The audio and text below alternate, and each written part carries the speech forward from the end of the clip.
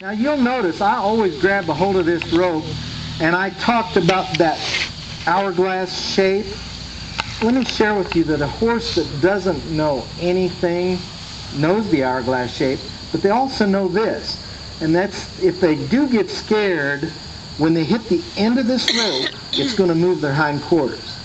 So if I cheek bop a horse, but my rope's like this, it would be okay for me to assume that that horse has the right to wheel and kick me in the head, because I've taken no precaution whatsoever.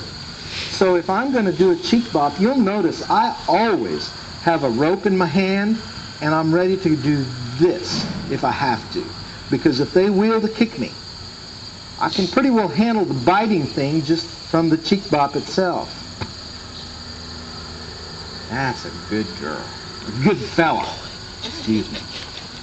Chase, is that right? Mm-hmm. Okay. You'd know it's a guy then. Not really, I guess.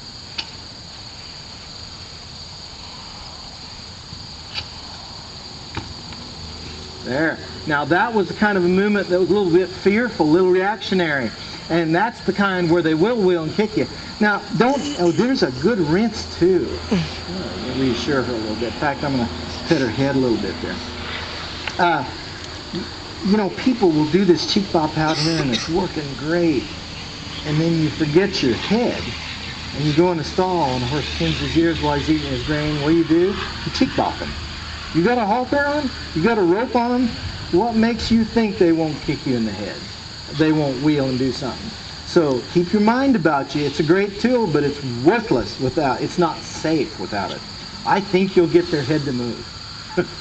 I think you'll get the attitude to change, but you got to be safe doing it. So you want to hold on to the rope.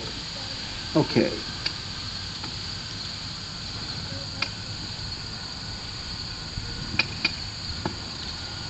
He's got a real neat look about him. I think he's real refined. I think that's why I keep calling him a she, because he's got this look of really refinement, and he's sensitive. He's going to be one of these that's going to be thinking, well, let's pay attention to this guy a little bit, instead of Buddy who's thinking, well, you know, I think you could.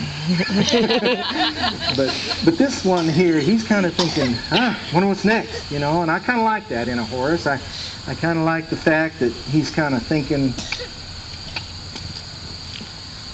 Let's talk a little about reaction, because that's what that is.